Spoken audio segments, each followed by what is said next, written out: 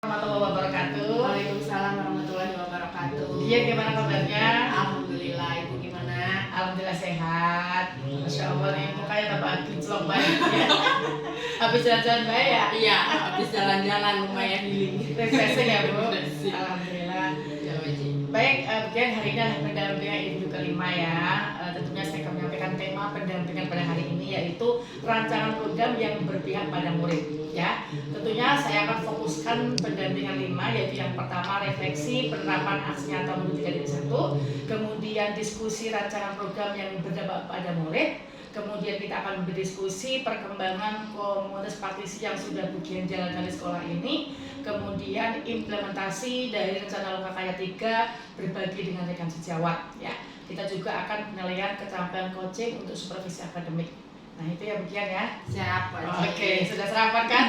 Alhamdulillah. Alhamdulillah. Baik, Bugian pada bagian awal ini Bugian tentunya dalam 1 bulan ini ya, persiapan yang sudah berjalan, kemudian rencana tidak seperti apa yang sudah Bugian jalankan, serta hasilnya seperti apa sih gitu. Oke, Wajib.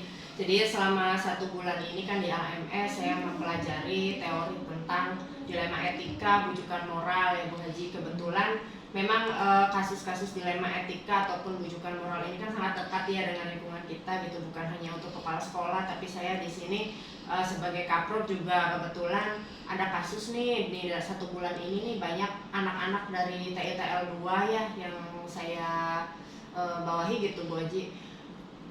Males ya begitu ya, anak-anak cowok gitu kan, dilema etikanya tuh di situ gitu. Jadi kalau menuruti aturan mereka harus sudah keluar dari sekolah, tapi kan salah satu pertimbangan juga karena kasihan ya Bu, apalagi dari anak-anak itu berasal dari keluarga yang kurang mampu gitu. Pengennya kan di sekolah mereka sadar gitu kan, ke depannya harusnya bisa membantu orang tua, harus bisa mandiri gitu. Kalau mereka putus sekolah kan kemampuan atau kesempatannya lebih berkurang lagi. Kemudian selain saya belajar tentang dilema etika, bujukan moral gitu, saya juga sudah belajar mengenai pendekatan berbasis aset gitu. Nah selama ini saya menganggap aset itu hanya terbatas ke sarana prasarana ataupun secara finansial. Namun setelah saya mempelajari 7 aset utama ini kan banyak sebetulnya yang bisa kita jadikan aset, seperti modal manusia gitu ya, modal politik, kemudian lingkungan atau alam, itu juga kan termasuk ke dalam aset sebetulnya, namun tidak disadari gitu Bu Haji. Nah kemudian terkait dengan kemampuan sosial emosional, saya mengikuti diklat tuh Bu Haji 2 minggu yang lalu ke Yogyakarta, diklat pengembangan guru. Mapel saya sendiri yaitu proyek IPAS sebagai bentuk penguasaan manajemen diri saya gitu. Karena sudah mengikuti CGP ini banyak inspirasi gitu kan, kemudian nambah semangat juga dalam memperbaiki kualitas diri. Mungkin seperti itu Bu. Baik, sangat luar biasa nih Bugian ya. Tadi Bugian sudah sampaikan bahwa dalam 1 bulan terakhir ini Bugian juga menemukan ya, yaitu dilema etika ya terhadap murid Bugian ya, apalagi di sini ya konon mungkin latar belakang orang tua yang ekonomi di bawah ya Bugian ya. Jadi Bugian harus bisa memberikan motivasi, dorongan ya supaya ya anak-anak tetap semangat ya Bu.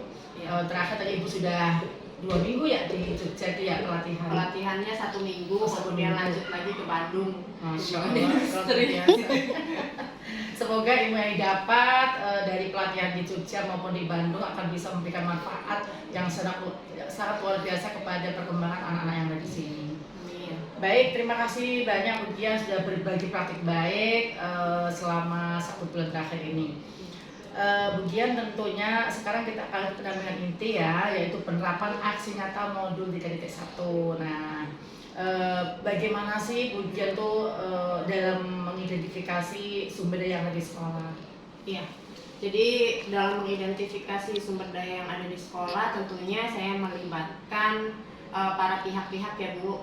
Yang pertama tentu kepala sekolah, kemudian ada wakil kepala sekolah dari mulai bidang kurikulum, kemudian sarpras, jumadin ataupun dengan wakil kesiswaan itu. Kemudian selain dengan wakil kepala sekolah, saya juga berdiskusi dengan para kepala program keahlian yang lain, karena di sini ada 5 program keahlian dan saya sering bertemu dengan para kaprok, jadi sekalian gitu identifikasi aset. Kemudian ada guru BK juga yang dilibatkan, ada perwakilan dari orang tua juga, karena kebetulan anak listrik ini banyak yang saya undang gitu ya terkait dengan kehadiran itu, ya sekalian saja saya coba ajak diskusi orang tua yang datang ke sini itu Bu. Kemudian ada juga dari siswanya dan dari TU. Kebetulan juga minggu kemarin itu ada dosen pendamping dari UPI yang kesini juga Bu, terkait dengan penjemputan mahasiswa PKL. Jadi sekalian saya ngobrol-ngobrol juga gitu dengan beliau. Baik, sangat luar biasa ya Bu. Ibu melibatkan banyak sumber daya yang ada di sekolah ya, baik itu dari warga sekolah, kepala sekolah, murid-murid, kemudian kepala program keahlian, guru BK, orang tua, bahkan ada dosen dari luar yang dilibatkan dalam identifikasi aset yang ada di sekolah. Baik, tentunya Bu, dalam semua itu Ibu punya tantangan dong. Tantangan seperti apa yang Ibu hadapi dan bagaimana solusinya? Iya, tantangannya ya karena tidak semua paham Bu apa yang dimaksud dengan 7 aset utama ya. Iya. Karena saya juga sebelum mengikuti CGP ini kan identiknya kalau aset itu ya keuangan, kemudian sarpras. Nah, jadi saya tantangannya harus mendiseminasikan terlebih dahulu apa sih 7 aset utama yang saya pelajari di modul 3.1 ini gitu Bu. Baik. Tentunya kendala-kendala tadi ya Ibu menyebarkan lagi ya Bu tentang 7 ayat utama itu apa kepada teman-teman supaya teman-teman ini bisa memahami ya. Baik, ketika Ibu berhasil nih dalam mengidentifikasi sumber daya sekolah, bagaimana perasaan Bu Dian nih? Ya tentunya saya sangat puas, saya sangat senang ya Bu, sehingga nanti kan kedepannya saya bisa memanfaatkan aset-aset itu untuk pembelajaran di kelas maupun untuk program-program yang ada di sekolah ini gitu. Misalkan saja ada rekan saya guru proyek IPAS juga yang ada ide kenapa tidak memanfaatkan saja kebun yang masih nganggur di belakang gitu untuk nanti ditanami semacam tanaman obat atau misalkan tanaman-tanaman yang lain gitu untuk memanfaatkan lingkungan yang ada. Baik, ini sangat luar biasa ya, Ibu sudah punya rancangan program untuk membuat kebun yang di belakang itu sehingga bermanfaat ya Bu. Ya, Sudah berkolaborasi dengan guru yang lainnya. Semoga nanti ke depan bisa terlaksana. Ya. Baik Bu Dian, tentunya Ibu dalam mengidentifikasi sumber daya di sekolah itu ada pertimbangan-pertimbangan ya. Pertimbangan apa saja yang Ibu gunakan dalam mengidentifikasi sumber daya di sekolah? Ya, pertimbangan saya mengacu pada teori yang ada di LMS CGP ya Bu.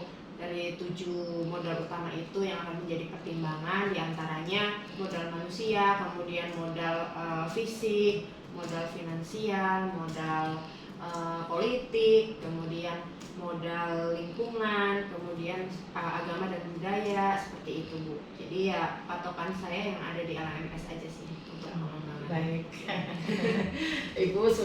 Karena Ibu sudah belajar di modul ya, jadi Ibu patokannya di LMS itu tuh modul utama ya itu ya.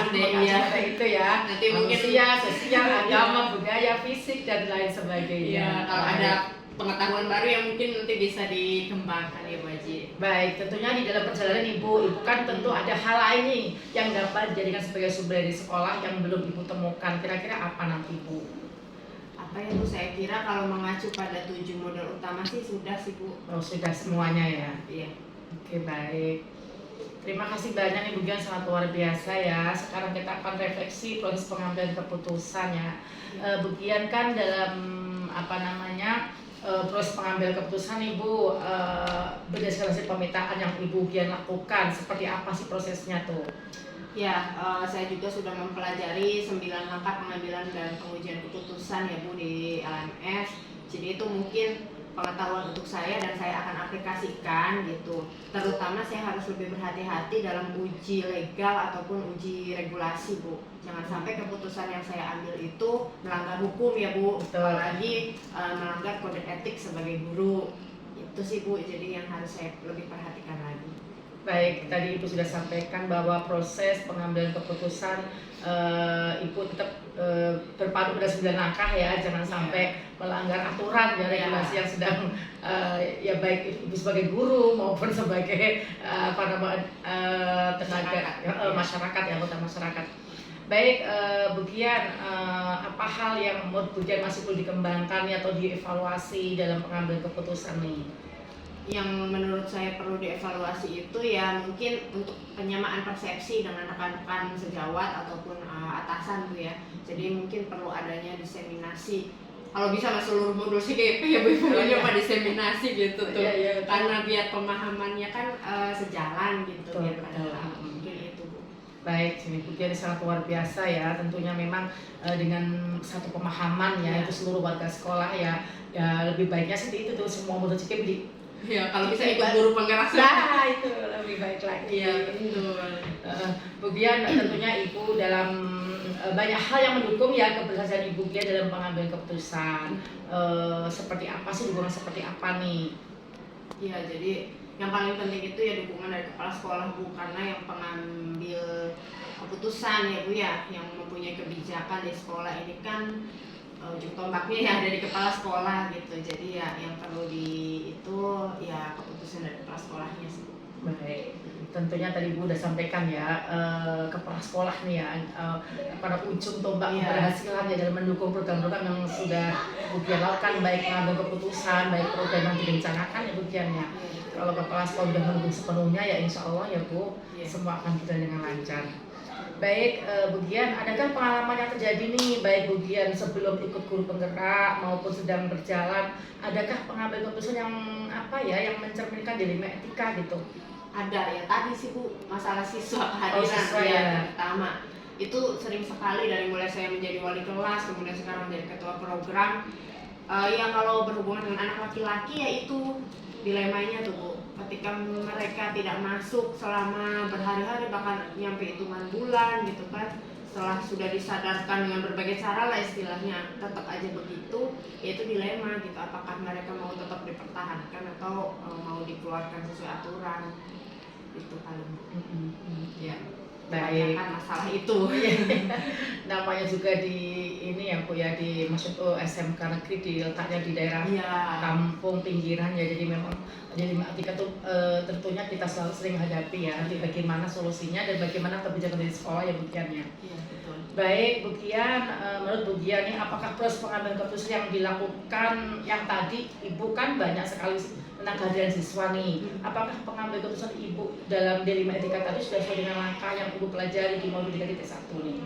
Sudah sih Bu, saya rasa sudah sesuai karena keputusan-keputusan yang selama ini diambil saya sudah uji dulu legalitasnya, kemudian regulasinya ya seperti tahapan-tahapan yang ada. Kemudian saya juga bisa mempertanggungjawabkan saya mengeluarkan siswa itu tidak hanya tiba-tiba gitu kan, ada proses-proses dari SP1, SP2 seperti itunya sudah lengkap. Jadi ya ketika ada yang mempertanyakan ya saya sudah siap gitu. Cukup banyak sudah lengkap. Pembisit sudah. Sangat luar biasa ya Bu Gian. Baik, tentunya ya Bu Gian dalam tadi itu kan udah mengambil keputusan nih dilema etika kepada siswa-siswa Ibu, dan itu juga punya berkas yang banyak ya. Tentunya ada hal yang perlu dikembangkan atau dievaluasi nih dalam pengambilan keputusan ini Bu Gian. Evaluasinya dari segi orang tua siswa sih Bu. Kadang kan ada orang tua itu yang berusaha melindungi anaknya ya. Tuh, membela ya. Iya, membela gitu.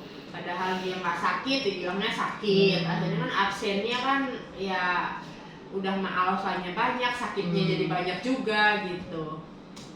Nah, tadi Ibu sampaikan evaluasi dari orang tua siswa suka berbohong ya, maksudnya tuh bagaimana Ibu menghadapi ini? Ya kadang saya kalau sudah terlalu sering sih, Bu punten saya tidak menerima alasan sakit tanpa adanya surat dokter saya gitu kan. Karena ya terlalu sering juga kan, ini orang tuanya yang melindungi anak apa gimana gitu Bu. Jadi ya udah surat dokter aja sih patokannya. Baik, sangat luar biasa nih, harus tegas ya Bu Gian ya. Iya, Semoga dengan ketegasan yang Bu Gian terapkan di sini dan di modul 3.1 mudah-mudahan ke depannya lagi kejadian-kejadian itu akan berterasi dengan baik. Baik, terima kasih Bu Gian. Kita lanjutkan rencana program yang berdampak kepada murid ya Bu Gian ya. Nah, Bu Gian tentunya sudah banyak belajar ya kemarin di terakhir elaborasi ya. Dengan Pak Dede juga sudah banyak belajar tentang program yang berdampak kepada murid nih. Apakah Bu Gian sudah membuat rancangan program yang berdampak kepada murid nih? Ya masih nyambung dengan waktu itu ya Bu, rancangan program saya di awal itu mengenai refleksi. Saya kasih nama rehab, biar direhab. Nah, rehab ini singkatan dari refleksi untuk hasil lebih baik, Bu. Ya. Jadi saya akan merancang itu agar untuk saya sendiri terutama gitu ya, pentingnya berefleksi itu memang dirasa ya harus gitu, karena kita kan bisa mengambil pelajaran apa yang kurang, apa yang sudah lebih. Nah, saya ingin tularkan itu kepada siswa-siswa saya. Baik, Ibu sudah membuat rancangan program yaitu rehab ya, refleksi untuk hasil lebih baik lagi. Nah, tentunya dalam program itu bentuknya seperti apa sih Bu? Maksudnya lebih detailnya gitu. Iya, tentunya ini include dengan proses KBM ya Bu. Karena saya sebagai guru mapel ini akan diikutkan ke akhir pembelajaran, tapi nanti akan lebih saya seriuskan lagi karena selama ini kan refleksi semacam hanya apa ya, formalitas gitu Bu ya, bukan, nggak ada ruhnya lah gitu selama ini. Jadi mungkin akan lebih diseriuskan, di waktunya juga akan lebih lama lagi untuk direfleksinya. Baik, semoga nanti apa yang Bu sampaikan ya selama ini revisi hanya semacam apa ya, nggak ada ruhnya ya. Semoga dengan program yang akan Ibu rancang kemudian Ibu terapkan ini, refleksi semakin ada ruhnya, semakin membuat pembelajaran lebih baik lagi. Baik, tentunya dalam melakukan program ya Bu itu akan berhasil ya. Tentunya Ibu perlu dukungan seperti apa yang Ibu harapkan supaya tadi refleksi itu benar-benar menjadikan sebuah pembelajaran lebih baik lagi, ada ruhnya gitu Bu. Iya, dukungannya dari rekan sejawat ya Bu, mungkin nanti dari guru BK terutama gitu kan, yang bisa memberikan ide-ide refleksi yang seperti apa sih mungkin nanti yang akan ditawarkan untuk siswa, karena nanti kan siswa sendiri yang akan memilih nih Bu rencananya refleksinya mau seperti apa. Kemudian dari pimpinan juga, terutama dari sarana prasarana, mungkin saya nanti butuh kertas atau untuk ngeprint, kuota internet seperti itu. Baik, terima kasih nih Bu Dian. Tentunya rekan sejawat tadi sampaikan ya, rekan sejawat yang mendukung ya, dan juga pihak sekolah ya tentunya pendanaan ya Bu, karena memang itu butuh dana ya untuk tadi yang dananya berupa itu aja sih, tinta, kertas yang sudah disediakan. Ya sama kuota ya Bu. Baik, tentunya Ibu dalam melaksanakan program tadi ya, apa namanya Ibu tadi singkat dari rehab ya. Iya. Tentunya Ibu ada tantangan ya, tantangan seperti apa yang Ibu hadapi nih? Tantangannya dari siswanya sendiri Bu, karena selama ini tuh mereka tuh masih malu-malu gitu ya, belum terbiasa untuk merefleksikan kegiatan pembelajaran hari itu gitu. Jadi kadang ada yang suka bagus-bagusin sendiri gitu kan,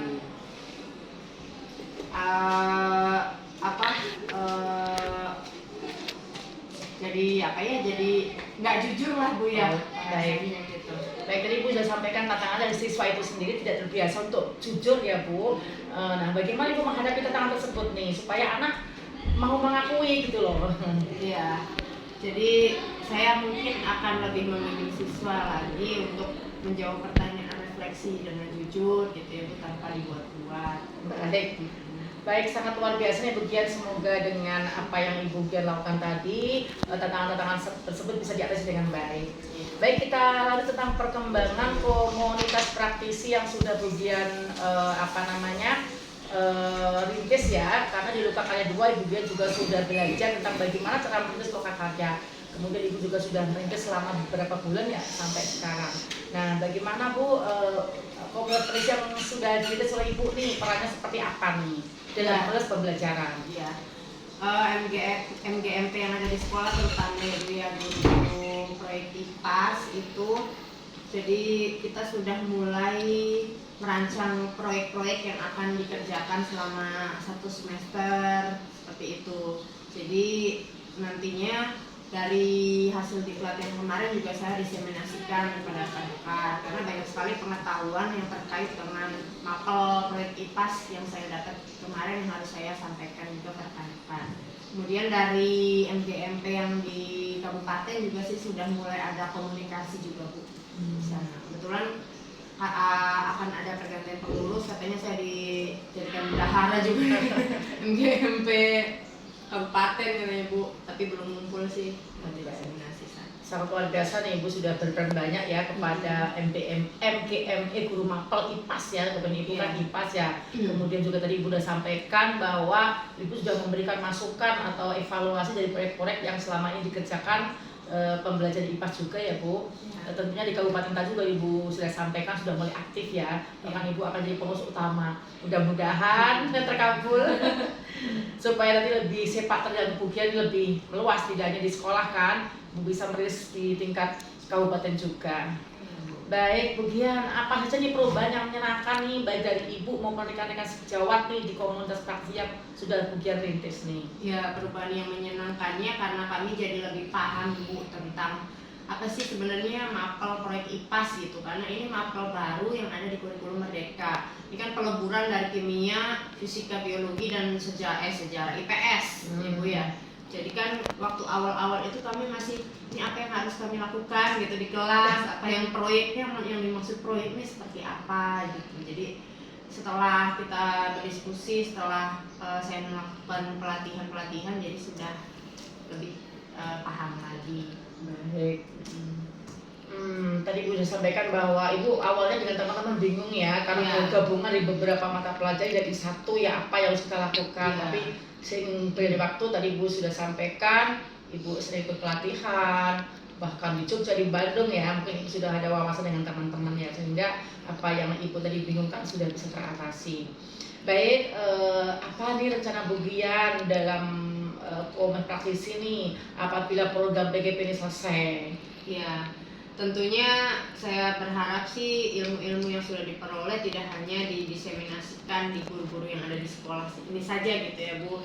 Berharapnya ada kesempatan untuk mendiseminasikan ke sekolah-sekolah yang lain gitu. Jadi mudah-mudahan nanti dari MGMP Kabupaten juga jalan lagi gitu, di situ ada kesempatan untuk berbagi.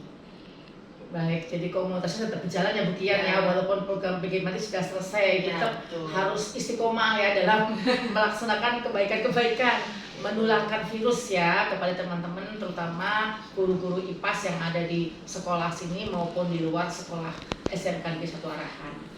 Baik, Bugian tentunya dalam sebuah komunitas praksi ini bisa berjalan dengan lancar, apalagi programnya sudah selesai, bisa istiqomah dan melejit. Apa dukungan seperti apa yang dibutuhkan nih?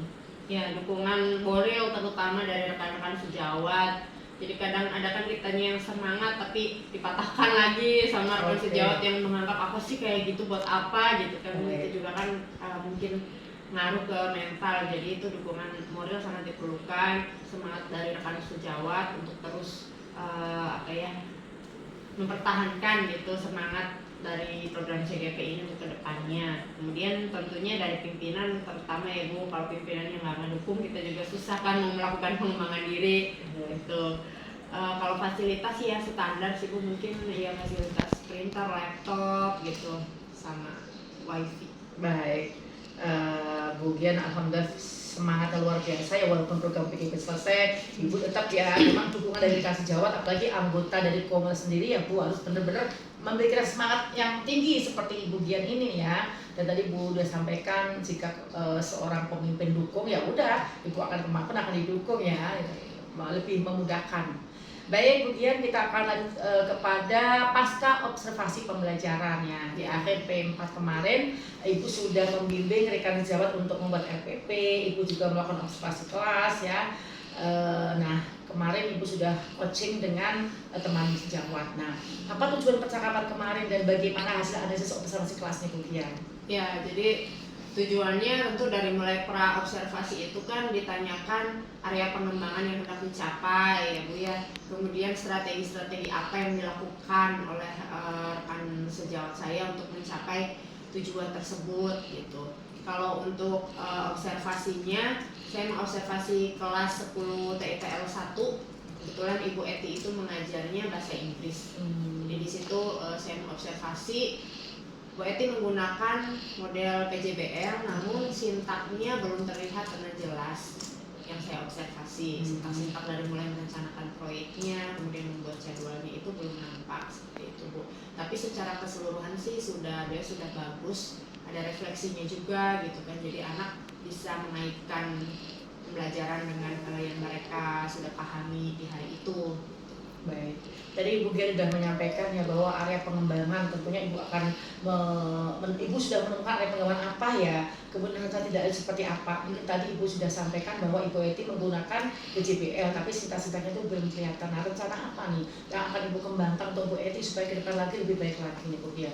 Ya mungkin kita berbagi aja sih Bu tentang tahapan-tahapan PJBL, karena kebetulan saya kan guru proyek IPAS, itu sudah diharuskan ya Bu, wajib harus menggunakan PJBL gitu. Dan saya waktu itu bikin berbagi praktek baiknya juga tentang pembelajaran PJBL. Jadi mungkin nanti dengan Bu Eti akan lebih berdiskusi lagi dengan sintak-sintak apa sih yang ada di PJBL, bagaimana pelaksanaannya gitu, apa tantangannya dan sebagainya. Jadi lebih ke sintaknya nanti. Baik, Ibu akan berbagi lagi ya untuk lebih mendalami lagi bagaimana tahapan-tahapan menggunakan BJBL tadi ya Bu Gian ya.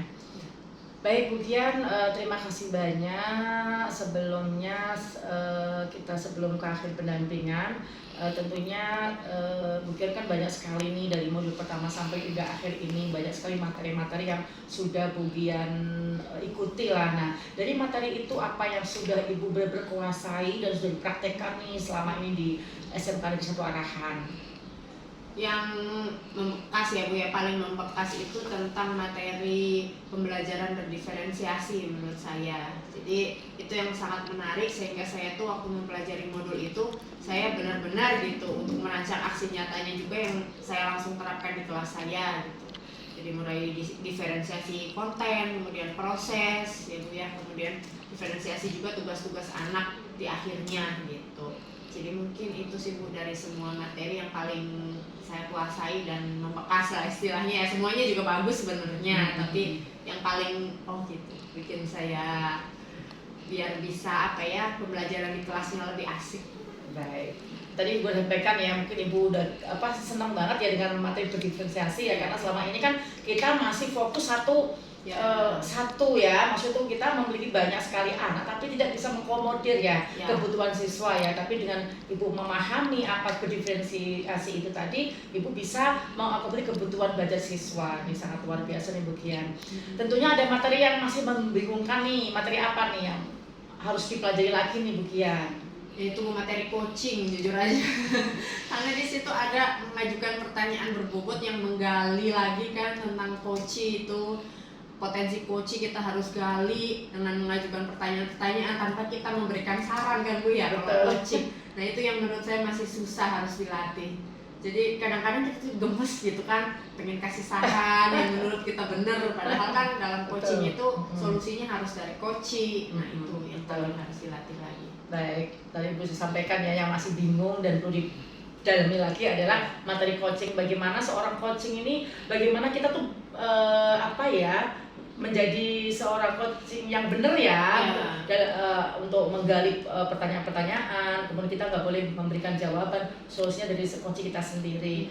Nah nanti seiring berjalannya waktu, insya Allah Ibu Gian kan tadi sudah coaching dengan teman sejawat yang melakukan coaching tentang supervisi akademik, yang mudah nanti dengan seiringnya berjalannya waktu Ibu ulang-ulang, nanti lama-lama juga akan terbiasa. Ya mudah-mudahan Ibu doain. Masya Allah, ini sangat luar biasa Bu Gian. Terima kasih banyak sudah berbagi praktek baik. Dan alhamdulillah kita di ujung pendampingan ya. Sebelum saya tutup, saya akan mengingatkan Bu Gian ya, untuk PI 6 nanti Ibu nanti menyebarkan survei feedback 3.600 ya, sesuai dengan peran Bu Gian dan yang diampu oleh Bu Gian. Yaitu responnya seperti kemarin ya Bu, kepala sekolah, kemudian rekan guru ada 5, kemudian perwakilan murid ada 5. Itu juga nanti jangan lupa mengisi self evaluation-nya ya. Kemudian Ibu juga nanti menentukan jadwal diskusi permintaan akses dengan Bapak Kepala Sekolah. Kemudian Ibu juga mengundang aktor. Siapa aktor itu? Ya kepala sekolah, rekan sejawat, murid, orang tua, atau komite, atau anggota masyarakat yang Ibu akan libatkan dalam akses tadi ya. Kemudian Ibu membuat notulen hasil diskusi, kemudian jangan lupa foto dokumentasi dan juga mengumpulkan hasil pemetaan. Nah mungkin itu Bu Gian ya yang bisa saya sampaikan di pendampingan individu ke-5 ini. Mudah-mudahan nanti akan dimudahkan dalam melaksanakan semua kegiatan, rangkaian kegiatan di penghujung PGP ini. Assalamualaikum. Baik, mungkin itu. Terima kasih banyak Bu Dian. Mohon maaf dan menjaga waktunya. Assalamualaikum warahmatullahi wabarakatuh. Waalaikumsalam warahmatullahi wabarakatuh.